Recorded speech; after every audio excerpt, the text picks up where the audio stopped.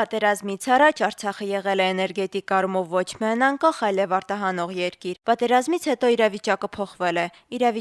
բայց ոչ բնության օրենքները։ Ուշադիր լինելու դեպքում մարդու բոլոր խնդիրների լուծումը կարելի է գտնել հենց բնության մեջ, համոզված է Հովակ էներգի ընկերության հիմնադիր Էդուարդ Հովակիմյանը։ Բնական քարշի ուժի հետ բոլորս շփում ենք ամեն օր, տակոթը բարձրանում է վերև, այնուհետև ծախսելով իջնում է ներքև։ Այդ երևույթից հնարավոր է էլեկտրաէներգիա գեներացնել։ Կարևորը գաղափարն է, երբ խնդրի լուծումը գտնված է, մնացյալը տեխնիկական հարցեր են։ Ըստ խողովակի բարձրության էլեկտրակայանի օգգն բարձրանում է եւ արտադրողականությունը ավելի մեծ է, կարելի է հաշվարկել Արցախում այս պահին անհրաժեշտ ծավալ է էլեկտրաէներգիայի, որը հենց ինչպես նշեցի, կարող է Արցախին էներգետիկ անկախություն տալ եւ հենց այդ ծավալով մի մեծ կայան կառուցել Արցախում, որը հնարավորություն կտա Արցախին էներգետիկ անկախություն շնորհի։ Գաղափարի հաջողությունը նրա պարզության մեջ է, ասում է զրուցակիցս։ Էդուարդ Հովակիմյանը հաշվարկել է բիզնես նախագծի ռիսկերն ու հնարավորությունները։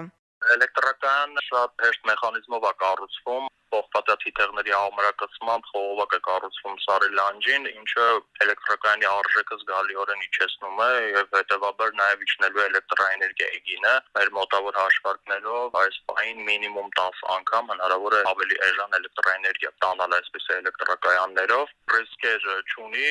իր բարձ աշխատանքային մեխանիզմի պատճառով ռիսկեր չունի, նույնիսկ էլեկտրակայանի կառուցման փուլում հնարավոր է այն շահագործել, այնուհետև սեփական եկամուտների հաշվին կառուցել էլեկտրակայանի մյուս հատվածները, նոր խողովակներ, նոր ագրեգատներ տեղադրել։ Էդուարդ Հովակիմյանը մասնագիտությամբ ռեժիսոր է։ Արևասեղմումային կայանի միջոցով էլեկտրաէներգիա ստանալը իր հոր ֆիզիկ-հիդրոմետեորոլոգ Վարդան Հովակիմյանի գաղափարն է։ Գաղափարի հեղինակը հայրս է, որը ցավոք սրտի այլևս մեզ հետ չէ։ Գաղափարը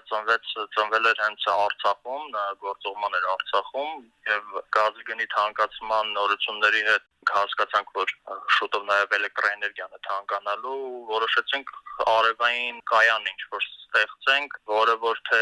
կեժանացնի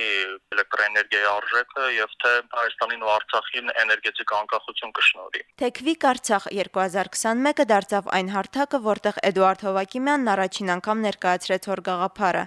Նորարարական գաղափարը արժանացավ Թեքվիկ Արցախ 2021 մրցանակին եւ Հայկական բարեգործական ընդհանուր միության կողմից պարգևատրվեց $1500-ով։ Այդ գումարը Էդուարդ Հովակիմյանի խոսքով բավարար է միայն արևասեղմումային կայանի մակետը կառուցելու համար։ Հենց այդ պայմանավորվածությանը եկանք ժյուրիի անդամների հետ, կազմակերպիչների հետ, որ ամբողջ գումարը պետք է ուղենք հենց ցածրբլիկ մակետի կառուցման վրա, ու դա բավարար է մակետ ունենալու համար, որը արդեն ավելի տեսանելի կդարձնի կայանի աշխատանքի սկզբունքները, հետագայում ներդրողների համար ավելի հասկանալի լինելու համար։ Սեփական փորձից ելնելով ասում է, նորանոր գաղափարների համար Հայաստանում առկա է մեծ պլատֆորմ աջակցություն ստանալու համար։ 21-րդ դարում մարդը ձգտում է նորանոր գաղափարների կողքին կանգնել, աջակցել եւ Հայաստանում շատ մեծ պլատֆորմ կա այդպիսի աջակցության, հատկապես ստարտափների, գաղափարների սահմանային փուլում մեծ աջակցություն է տրվում։ Պետք է ուղղակի ռիսկի գնալ, ստեղծել մի գաղափար, մշակել այդ գաղափարը եւ դիմել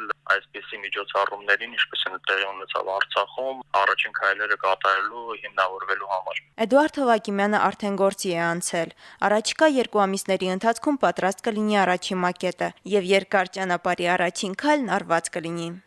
Էլեն Հովսեփյան, Արցախ լրատվական։